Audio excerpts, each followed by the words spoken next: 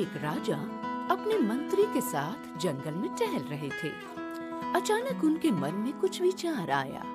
राजा, मंत्री जी, मैं अपने राज्य का विकास करना चाहता हूँ। मेरी आज्ञा है कि यह जंगल काटकर यहाँ की जमीन साफ कर दी जाए।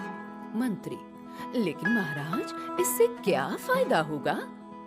इस साफ सुथरी जमीन पर हम तरह तरह के कारखाने खुलवा सकते हैं। उन कारखानों में हमारी प्रजा को रोजगार मिलेगा। उनके रहने के लिए कारखानों के पास की बस्ती बसाई जा सकती है। मंत्री, बात तो आपने सुलह सच कही है महाराज। राजा, तो फिर देर कैसी? कल से ये काम शुरू करवा दीजिए। जो आज्ञा महाराज। इसी तरह से जब कुछ वर्ष बीत गए तो राजा अपने मंत्री के साथ बस्ती की प्रजा का हालचाल जानने आए। राजा हैरान होते हुए, अरे, यहाँ तो चारों ओर सूखा पड़ा हुआ है। मंत्री, महाराज, जब से ये बस्ती बसी है यहाँ वर्षा की एक बूंद भी नहीं गिरी। इस कारण फसल भी ठीक से नहीं होती और यहाँ के लोग बीमार भी रहने लगे हैं। तभी एक आदमी बोला, महाराज, हमने वर्षा के लिए कई बार यज्ञ और पूजा भी करवाई, परंतु सब उपाय विफल रहा। दूसरा आदमी तभी बोला, अब तो महाराज आप ही कोई उपाय करें। राजा मंत्री के कान में कुछ कहने लगा। मंत्री गया और एक महात्मा को बुला लाया। राजा ने महात्मा को सारी स्थिति समझा दी तो महात्मा कुछ विचार करके कहने लगे, राजन, आपकी समस्याएं इस इलाके में मोर के नाचने से हल होंगी। राजा, अब मंत्री जी, दूर दूर के जंगलों से मोर पकड़कर मंगवाएं, शीघ्र, अति शीघ्र, और इस बस्ती में उन्हें नाचने के लिए छोड़ा जाए। मंत्री, ऐसा ही होगा महाराज। बस्ती में 10-20 मोर लाए गए, लेकिन सब के सब उदास। उनमें से एक भी मोर नहीं नाच रहा था। राजा को जब इस बात का पता चला तो आदेश कर महात्मा जी को फिर बुलाया। राजा, हे ऋषिवर, जैसा आपने कहा था हमने वैसा ही किया, परंतु यहाँ तो एक भी मोर नहीं नाच रहा।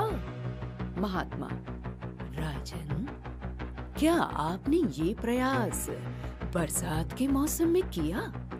राजा ने मंत्री की ओर आंख उठाकर देखा। मंत्री विनीत भाव से कहने लगा, हे ऋषिवर, यहाँ तो पूरे साल गर्मियों जैसे ही दिन रहते हैं। बरसात का मौसम होता भी है, यह तो हम भूल ही गए हैं। महात्मा मुस्कुराते हुए, जब आप पेड़ काटकर जंगल नष्ट कर देंगे तो बरसात का मौसम कहां से पाएंगे? राजन, आपने राज्य के विकास को अधिक महत्व दिया और राज्य को पत्थरों का बाग बना डाला। जहां हरियाली ना हो वहां बादल कहां से आएंगे? और बिन बादल भला मोर कैसे नाचेंगे? तभी राजा बोल पड़े, ये आप क्या कह रहे हैं ऋषिवर? महात्मा ने कहा, हाँ राजन, आपकी सभी समस्याओं की जड़ यही है। हरियाली समाप्त हो जाने से राज्य में पड़ने वाला सूखा और यहाँ होने वाली बीमारियां कोई आश्चर्य का विषय नहीं है। यदि हम पर्यावरण की रक्षा करेंगे तभी तो बदले में वो हमारी रक्षा करेगा। राजा, लेकिन अब क्या उपाय है ऋषिवर? महात्मा, राजन, अभी भी समय है। आप इन बस्तियों में जगह जगह पेड़ लगवाएं। कल कारखानों के आसपास बाग बनवाएं। ये पेड़ यहाँ के वातावरण को शुद्ध कर देंगे। हरियाली होगी तो आसमान में बादल छाएंगे। बादल देखकर ही मोर नाचेंगे। फिर जब बारिश होगी तो अपनी प्रजा के साथ आप भी झूमेंगे।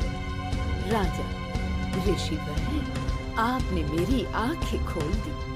मैंने पुत्रवत प्रजा का ध्यान तो रखा, लेकिन मां समान प्रकृति का अनादर किया। मैंने घोर पाप किया है। प्रकृति मां मुझे कभी माफ नहीं करेगी। महात्मा, ऐसा मत सोचिए राजन। मां क्षमाशील होती है। आप अपनी गलतियों को सुधार लेंगे तो वे भी आपको माफ कर देंगे। राजा मंत्री से कहने लगे, मंत्री जी, महात्मा जी के सुझाव पर शीघ्र ही कार्रवाई हो। जो आज्ञा महाराज। बस्ती में हरियाली आ गई। मोर पंख फैलाए इधर उधर नाचने लगे। लोग मस्ती में झूमने लगे और झूमते झूमते गाने लगे। पेड़ लगाओ, धरती को खुशहाल बनाओ। हाँ जी हाँ, हाँ जी हाँ, पेड़ लगाओ, धरती को खुशहाल बनाओ।